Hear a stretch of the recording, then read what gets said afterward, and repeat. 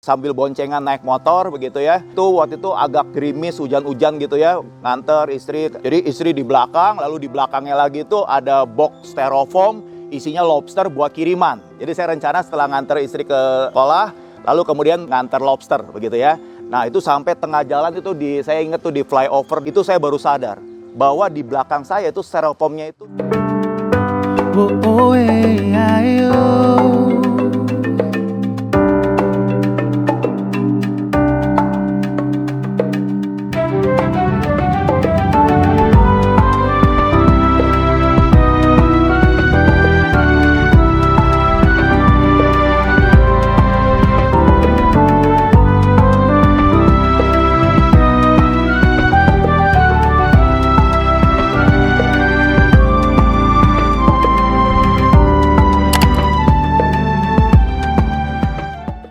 Ya, Bapak Ibu sekalian, perkenalkan, nama saya Chun Setiawan. Saya adalah pemilik daripada BFC Mini Farm, ya singkatan dari Bintaro Farm Center yang berlokasi di Bintaro, Tangerang Selatan.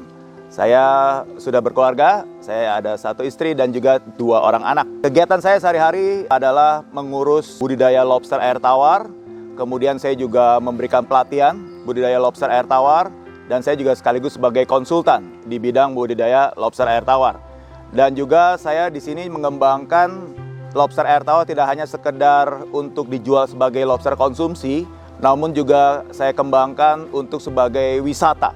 Jadi di sini saya mengembangkan wisata edukasi BFC Mini Farm, di mana di sini memberikan edukasi kepada anak-anak, orang tua, keluarga mengenai binatang-binatang yang tidak hanya lobster air tawar, namun ada lebih dari 20 jenis binatang yang kita berikan edukasi dan orang bisa datang ke sini berwisata di tempat ini.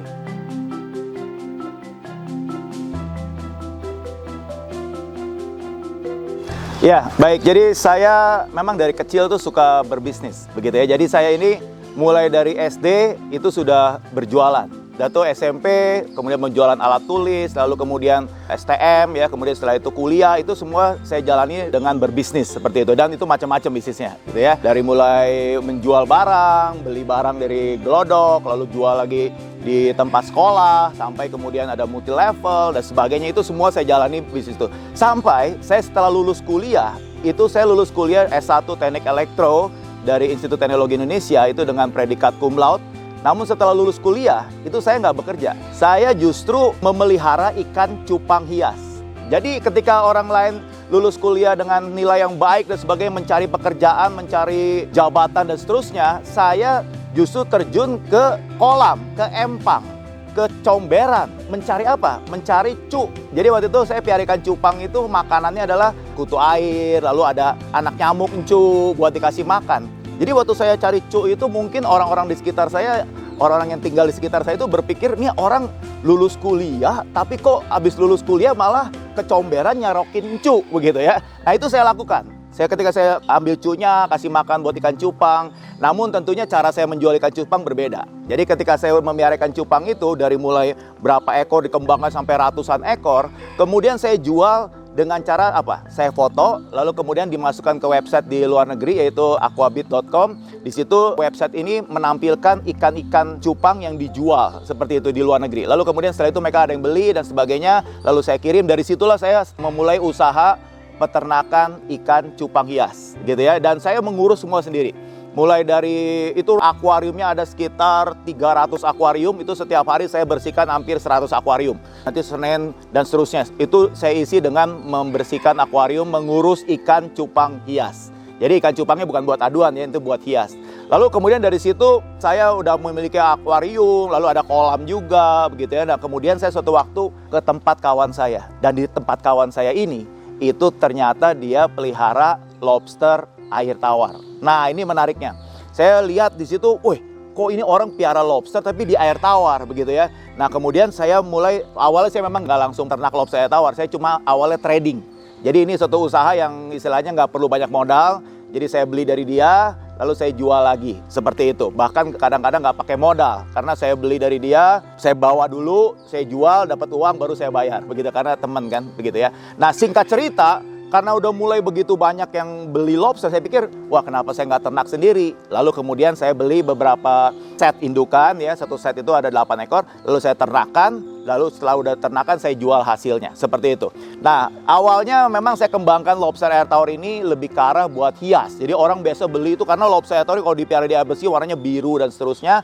Nah, orang beli buat hias. Namun saya kembangkan setelah itu lebih daripada itu, yaitu untuk lobster konsumsi. Dan setelah saya ternakan buat lobster konsumsi, banyak orang datang ke tempat saya. Tahu saya piara lobster konsumsi, tanya, "Oh Pak, cara piaranya gimana?" Begitu ya. Tanya, saya jelasin berbusa-busa ya, sejam 2 jam gitu ya. Nah, setelah itu besok datang lagi, ada orang lagi. Pagi datang, siangnya, sorenya datang lagi, ada lagi. Saya jelasin lagi. Wah, lama-lama capek juga ya. Lalu akhirnya saya pikir, udah gini aja. Kalau yang mau belajar lobster datang hari Sabtu. Maka di situ saya mulai memberikan pelatihan. Jadi hari Sabtu itu orang datang berkumpul, ada 50 orang, 30 orang datang, lalu saya jelaskan mengenai budidaya lobster. Dari situ kemudian makin banyak orang yang mau belajar budidaya lobster. Lalu saya bikin kelas di Surabaya, di Semarang, di Jogja, di Malang, itu rutin tuh. Tiap bulan, 1 bulan sekali ke kota-kota tersebut. Sampai akhirnya sekarang saya sudah memberikan pelatihan itu di 25 kota di seluruh Indonesia. Dan itu dari orang-orang yang budidaya lobster itu ada mungkin kalau dikumpulkan lebih dari sekitar 8.000 orang yang sudah saya berikan pelatihan, begitu. Kemudian setelah udah berjalan, lalu mereka sudah ada hasil, kemudian mereka sudah ada hasil minta tolong, "Pak, bisa nggak bantu dipasarin?" "Oh ya boleh." Ya udah, akhirnya saya bantu memasarkan produk mereka. Jadi saya sekarang nggak cuma sebagai peternak, nggak cuma sebagai pelatih, namun saya juga trading. Saya jual beli dari lobster yang dari mitra, seperti itu. Lalu kemudian singkat cerita, ada juga orang yang mau ngembangkan skala besar. "Pak, saya mau ngembangin lobster skala besar. Bisa nggak dibantu datang ke tempat, ke lokasi, mensurvei dan seterusnya?" Saya datang. Nah, itu saya sebagai konsultan. Lalu kemudian pekerjaan saya kelima adalah ketika suatu waktu ada orang datang melihat-lihat ke tempat sini, lihat lobster ya, ternyata dia kepala sekolah. Terus dia bilang, "Pak, ini saya lihat Bapak ada piara lobster dan juga ada piara kura-kura, piara kelinci begitu ya. Boleh nggak saya datang bawa murid saya untuk wisata edukasi atau field trip?" "Oh boleh, silahkan. Bayar berapa?" "Waduh, bayar berapa ya?" "Ya udahlah, bayar sekian buat ganti uang kebersihan aja." Lalu kepala sekolah ini bawa 30 anak gitu ya ke sini. Ternyata berapa lama kemudian sekolah lain kontak saya, "Pak, katanya bisa field trip ya ke situ ya." Wah, terus kemudian sekolah lain datang lagi. Terus banyak lagi, lebih banyak. Akhirnya sampai 1 bulan waktu itu bisa sekitar 500 sampai 1.000 anak yang datang untuk wisata edukasi di tempat ini. Jadi akhirnya saya ada pekerjaan kelima yang saya lakukan adalah saya memberikan wisata edukasi atau field trip di tempat ini. Jadi kira-kira seperti itu yang saya kerjakan sampai sekarang dari awal.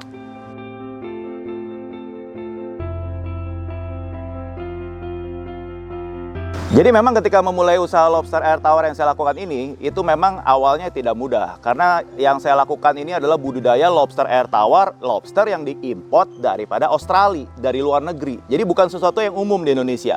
Jadi ketika saya mulai membudidayakan lobster air tawar ini, tentunya banyak hal kesulitan yang saya hadapi. Karena saya waktu itu nggak ada gurunya, nggak ada training, nggak ada dan sebagainya begitu ya. Saya mulai jalankan paling dengan petunjuk kawan saya yang membudidayakan lebih awal. Nah, tentunya ada hal-hal tertentu yang dia juga belum alami begitu. Misalnya, waktu itu saya pernah packing lobster begitu ya dengan cara teknik seperti ini. Ternyata kemudian sampai tempat tujuan pada mati gitu, banyak yang mati dan sebagainya. Akhirnya rubah lagi teknik packingnya, udah rubah lagi, kemudian ada mati tapi separoh, tapi rubah lagi sampai akhirnya dapat yang paling maksimal. Ya semuanya itu tentu ada korbannya istilahnya ya, yang perlu dilewati seperti itu.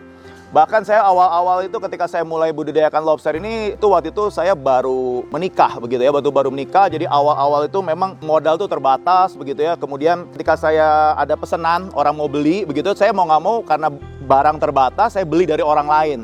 Saya beli dari orang lain dengan modal yang terbatas begitu ya, yang uang yang ada, waktu itu baru menikah juga begitu. Setelah itu udah beli lobsternya, udah cukup banyak gitu ya, mau kirim begitu. Itu waktu itu saya ingat, saya waktu itu ngirim sekalian nganter istri saya kuliah.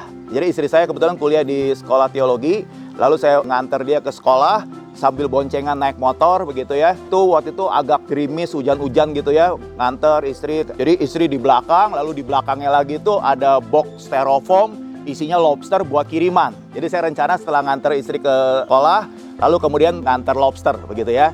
Nah itu sampai tengah jalan itu saya ingat tuh di flyover di Kemayoran ya, yang sekarang ada gereja RMCI, gereja Reform di Kemayoran, itu di depannya di atas flyover itu saya baru sadar bahwa di belakang saya itu styrofoamnya itu sudah pecah. Jadi ketika saya berhenti di atas flyover itu, saya lihat ke belakang, itu styrofoamnya itu udah pecah dan itu lobsternya udah nggak ada. Jadi waktu itu, waduh, ketika itu hujan-hujan gitu ya, terus saya lihat, aduh lobster kemana ya? Saya udah beli dengan cukup banyak uang ya, bagi saya itu uang yang besar waktu itu. Saya cari, saya jalan-jalan lihat cari-cari kemana, waduh nggak ada lobsternya. Jadi waktu itu saya, gimana ya? Ya udahlah, saya akhirnya antar istri saya kuliah, ya udah mau nggak mau saya harus ya beli lagi begitu lobster karena udah ada pesanan, orangnya udah transfer begitu kan.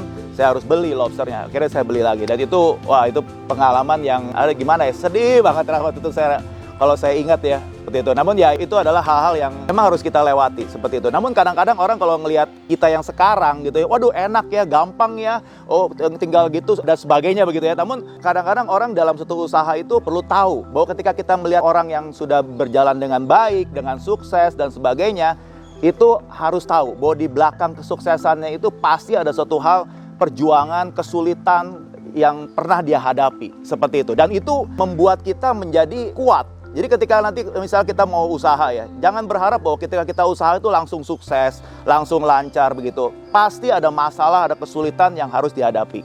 Dan harap ya Bapak Ibu sekalian yang mendengarkan channel ini, ketika nanti Bapak Ibu menjalankan suatu usaha begitu ya, ketika menghadapi masalah, kesulitan, itu suatu hal yang biasa. Jadi Bapak Ibu jangan kecil hati, jangan susah dah ya, saya nggak bisa nih usaha ini kayak gini, wah ini buktinya kayak gini. No. Itu suatu kesulitan yang memang Bapak Ibu harus hadapi. Dan kalau Bapak Ibu bertekun di situ, saya yakin pasti akan sukses. Sama seperti lobster air tawar ini juga. Saya selalu katakan kepada orang-orang yang saya berikan pelatihan, di dalam usaha lobster ini tidak ada yang gagal. Yang ada adalah kita menyerah.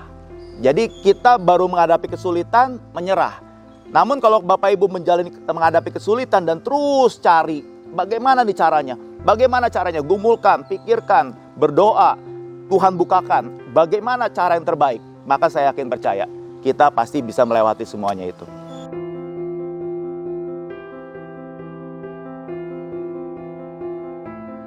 Oke, jadi kalau kita bicara wisata ya, tempat wisata dan sebagainya, mungkin kita gambarkan tempat wisata yang besar-besar gitu ya, apalagi kayak yang berhubungan dengan binatang ya. Wah, kita kebayang untuk kebun binatang ini, kebun binatang itu dan sebagainya. Nah, itu mereka areanya begitu luas, ya, begitu luas, berhektar-hektar, bahkan ada yang sampai hampir 100 hektar begitu ya. Sedangkan di tempat ini, di tempat saya, itu cuma 3.000 meter. Ya, cuma 3.000 meter persegi yang mungkin bagi tempat kebun binatang atau tempat binatang-binatang yang lain, ini hanya parkirannya saja, begitu. Nah, bagaimana saya bisa berinovasi supaya tempat ini menjadi suatu tempat yang menarik untuk berwisata, untuk orang-orang datang. Nah, Bapak Ibu sekalian, yang saya lakukan di sini itu memiliki suatu hal yang sangat berbeda dibandingkan tempat wisata edukasi yang lain. Yaitu apa? Kalau tempat edukasi wisata yang lain yang berhubungan dengan binatang, mereka menawarkan mungkin kayak kebun binatang tuh begitu banyak variasi binatang dan seterusnya. Itu mereka begitu banyak. Namun satu hal yang saya lakukan di sini yang berbeda adalah saya menawarkan experience, pengalaman. Maksudnya apa? Maksudnya adalah begini. Ketika Bapak Ibu datang ke kebun binatang, yang Bapak Ibu lakukan adalah datang jalan-jalan, lihat-lihat, oh ini gajah, oh ini ular, oh ini landak, oh ini dan sebagainya. Cuma hanya sekedar melihat dan seterusnya. Namun yang saya lakukan di sini adalah saya mengajak setiap anak-anak dan keluarga untuk berinteraksi langsung dengan binatangnya. Jadi nanti ketika Bapak Ibu sekalian datang ke tempat ini, maka ada pemandunya. Dan pemandunya ini akan mengajak Bapak Ibu berinteraksi. Dan akan dijelaskan. Contoh, nanti akan jelaskan, oh ini lobster air tawar. Dijelasin, lobster air tawar ini makannya apa? Lalu beda cowok ceweknya apa? Ya nanti kasih tahu, ini cowok ceweknya, ini bedanya ini. Lalu kemudian dijelaskan bagaimana lobster ini ketika mau tambah besar, dia harus ganti kulit. Jadi dia kalau mau tambah gede, kulitnya nggak bisa tambah besar. Dia harus buka bajunya, lalu dagingnya keluar. Kemudian ketika dagingnya keluar, maka dia nggak ada perlindungan diri. Maka apa yang terjadi? Ketika dia jalan-jalan, ketemu lobster lain capit, tarik, dimakan. Wah, itu namanya kanibal. Ya kayak gitu, dijelasin. Kenapa lobster kanibal? Ada yang tahu? Ya ada yang tahu kenapa kanibal? Oh karena dia enak, kayak gitu ya. Jadi hal-hal seperti itu. Jadi kita jelasin. Jadi pemandu tuh menjelaskan setiap binatang. Lalu nggak cuma jelasin. Oke, sekarang anak-anak pegang lobsternya. Nanti pegang-pegang lobsternya. Mungkin awalnya takut ya megang lobster ini, ada capitnya dan sebagainya. Lalu kemudian kita ajak, ayo nggak cuma pegang, nggak cuma sayang-sayang, tapi pegang. Wah, nanti anak-anak mulai pegang. Pegang kepalanya ya, hup. Wah, begitu pegang kepalanya sambil gemeteran begitu ya. Terus difoto. Wah, ketika mereka berhasil bisa pegang, bisa difoto. Wah, itu perasaan senengnya dan sebagai pengalaman itu tidak terlupakan. Jadi ketika orang-orang, anak-anak datang ke sini, mereka pulang. Waduh, itu sampai rumah itu cerita ke papa mamanya. Papa mama, aku tadi field trip pegang lobster loh, mandiin landak loh. Lalu kemudian ada kura-kura segede orang, itu dikeluarin dari air. Lalu aku mandiin kura-kuranya. Kemudian aku tadi ngasih makan kelinci, ngasih makan ikan segede orang dan seterusnya gitu ya. Jadi di situ karena mereka langsung interaksi, maka ada suatu pengalaman yang tidak terlupakan. Seperti itu. Itu yang saya tawarkan di tempat ini yang mungkin agak sulit untuk kita bisa dapatkan kalau di tempat wisata dengan yang tempat yang begitu luas dan sebagainya, dengan terlalu banyak binatang dan seterusnya, seperti itu. Dan karena lokasi kita nggak terlalu besar, itu adalah kelebihan juga sebenarnya. Maksudnya gimana? Ketika anak-anak yang datang sini itu rata-rata preschool, SD, ya. Terus anak-anak yang masih di nursery gitu ya, itu kan mereka jalan juga nggak bisa jauh-jauh, capek kan. Nah ketika di tempat saya, setiap binatang ke binatang itu jaraknya pendek. Jadi ketika dari landak, jalan dikit udah lobster, jalan dikit udah kura-kura, jalan dikit udah ikan koi, jalan dikit udah sugar glider, jalan dikit dan seterusnya. Jadi nggak terlalu luas, itu juga jadi satu benefit. Jadi saya coba memikirkan bagaimana mengubah kekurangan yang saya miliki, itu justru menjadi kelebihan, seperti itu.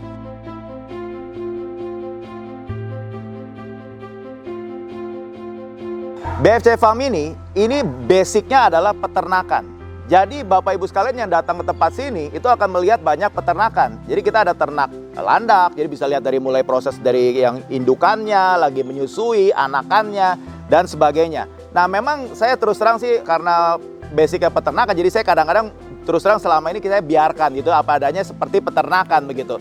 Tanda kutip ya memang ya agak sedikit berantakan lah begitu ya. Nah memang saya ke depannya terus harus berimprovisasi. Jadi belakangan saya sudah memperbaiki banyak hal begitu ya. Jadi kita ada perbaiki kandangnya dengan yang lebih bagus ya dan seterusnya. Jadi nggak sekedar kandang biasa. Karena memang terus terang kandang untuk peternakan dengan kandang untuk hias itu berbeda. Seperti itu. Dan terus terang memang banyak orang yang datang tentu berharap pengennya lihat yang peternakan tapi kandangnya yang bagus seperti itu. Jadi memang kita pelan-pelan di sini terus berinovasi, terus mengembangkan dengan saya juga banyak survei, lihat tempat-tempat wisata yang lain yang kira-kira kandang binatangnya seperti apa. Jadi kita harapkan ke depannya orang datang ke sini tidak hanya sekedar lihat peternakan tapi juga peternakan yang dengan kandang yang cukup baik seperti itu.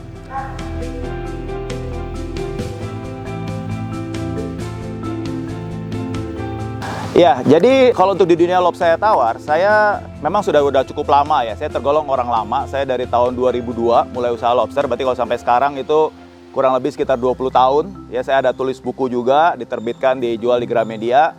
Lalu kemudian yang sudah saya latih itu ada kurang lebih sekitar 8.000 orang ya.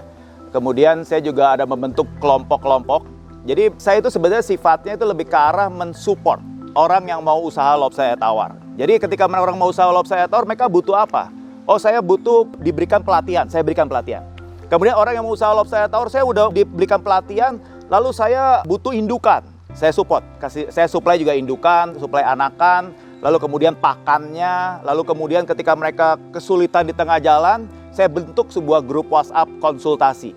Jadi mereka ketika di dalam grup itu mereka ada kesulitan, ada masalah dan sebagainya, itu mereka bisa konsultasi 24 jam lah bisa dibilang. Mereka tinggal WhatsApp ke situ, nanti saya ketika saya ada baca, saya balas dan seterusnya.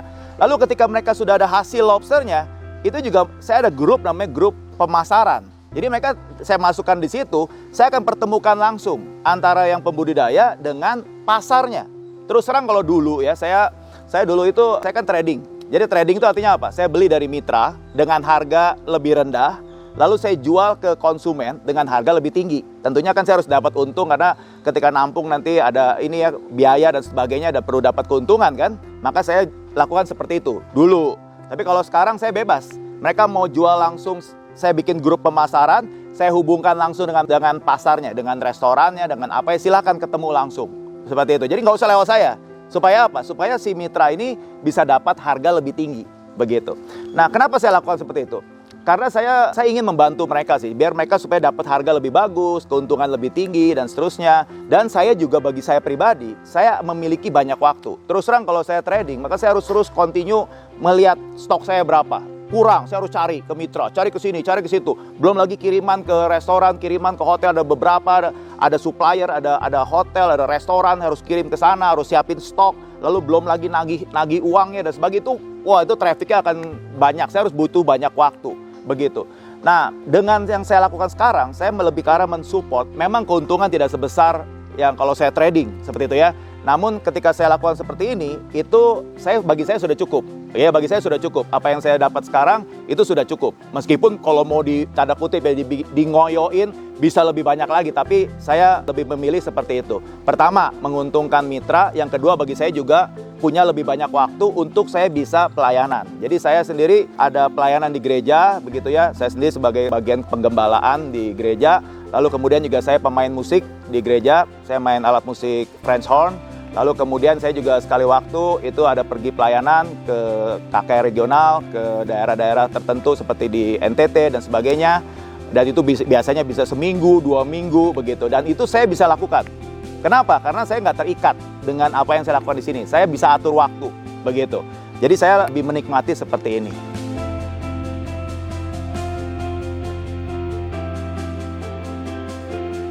Iya, kepada Bapak Ibu dan anak-anak muda yang menonton channel ini, satu hal ketika kita mau mulai usaha, ketika mau mulai suatu pekerjaan atau hal yang lainnya, satu hal tentu kita harus tanya, apakah yang kita lakukan ini sesuai dengan kehendak Tuhan? Apakah memang Tuhan mau kita melakukan seperti ini? Apakah Tuhan memang mau kita melakukan usaha yang kita lakukan sekarang ini? Itu yang paling utama.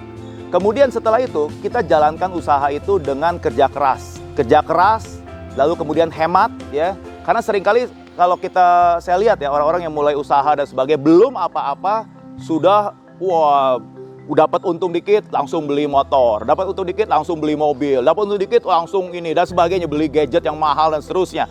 Nah, itu harus ditata, seperti itu. Jadi kita pertama kerja keras, hemat. Dan terus cari pimpinan Tuhan, apa yang kita harus lakukan lagi berikutnya. Saya menghadapi kesulitan nih, menghadapi masalah. Pimpinan Tuhan seperti apa? Apa yang Tuhan bukakan? Begitu. Dan dengan cara itu, maka kita akan melangkah sesuai dengan kehendak Tuhan. Jadi kita tidak ngoyo, tidak melihat pekerjaan ini adalah di atas segala-galanya, begitu ya. Bukan. Usaha atau pekerjaan ini bukan di atas segala-galanya, bukan. Tuhan di atas segala-galanya. Jadi kalau memang suatu waktu Tuhan bilang berhenti, ya berhenti, udah. Saya sendiri pun juga bersama istri saya bilang, kalau memang Tuhan bilang stop, ya stop, udah.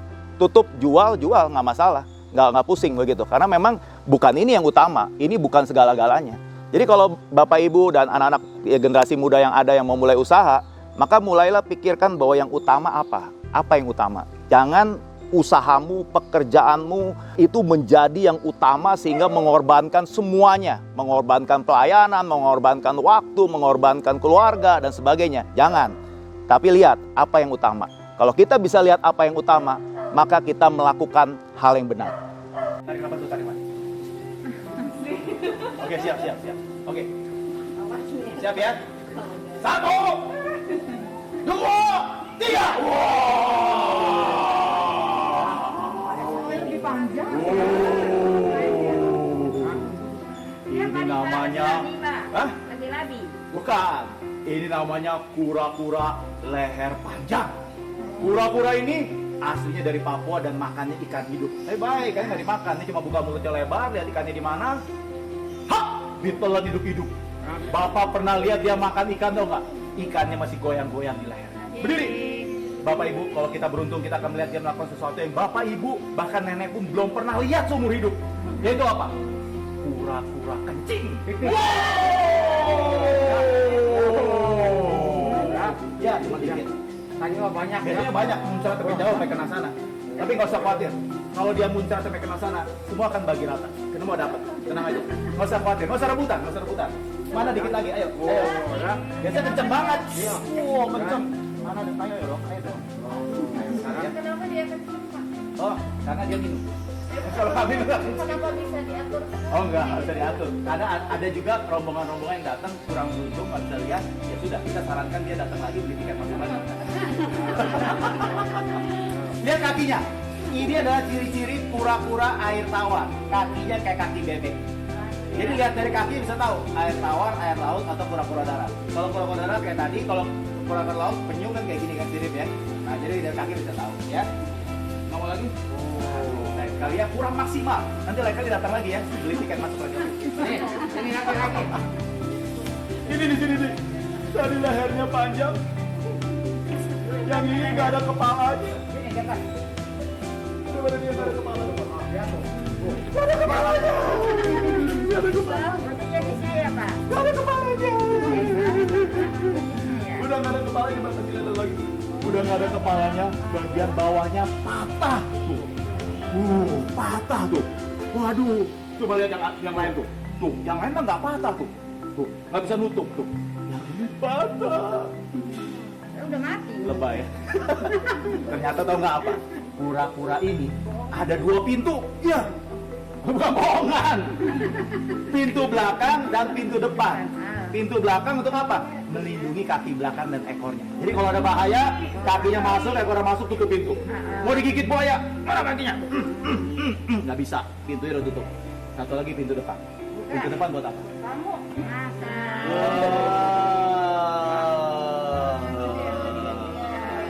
Pintu depan buat apa? Buat melindungi kepala dan kaki depannya. Tapi kalau ada bahaya, kakinya masuk, kepalanya masuk, tutup pintu. Begitu tutup pintu mau digigit buaya, mana DP? Kaki mana nggak bisa. Tutup semua. Hanya setahu saya hanya ini yang bisa begini. Ini kura-kura ini namanya kura-kura nama daerah di Indonesia. Ambon. Ambon, iya. Tapi belum tentu dari Ambon ya. Iya. Karena Bika Ambon dari mana? Dari Medan. Iya, kalau sih namanya Ambon dari Ambon. Tapi ingat ya, dari tadi Bapak pegang kura-kura bukan berarti kalian bisa pegang kura-kura dengan enak karena kura-kura yang air tawar bisa gigit. Jadi hati-hati ya. Tuh, lihat tuh dia udah ngeliatin tangan Bapak tuh. Oh, ya. Ada satu lagi yang lebih kanan. Apa beda labi-labi sama pura-pura? Kalau labi-labi dia tempurungnya lunak, soft shell turtle. Jadi kalau soft shell turtle,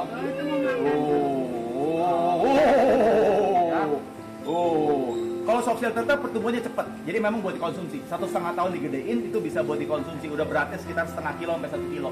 Ini biasa buat dimakan. Kalau di orang Chinese itu biasa namanya PO. Ya. Tapi kalau kayak gini nih, wah ini buat nyampe segede gini aja nih, belasan tahun bahkan sampai puluhan tahun. Ada anak yang piara dari kecil sampai kuliah harus gede gini. Itu emang nggak ada tulang sama sekali di dalamnya ya, Pak? Dalamnya ada, tapi kalau bagian atas ini lunak, Ya. lembek kayak kulit. Di dalamnya ada ya? Ada. Oke, ya, Yang yuk. tawar galak, yang nggak galak Yang darat, ini kura-kura ada darat. ini. Jadi yang paling baik itu kura-kura darat. Jadi kalau mau dipiara, buat dipegang-pegang apa, yang kura-kura darat.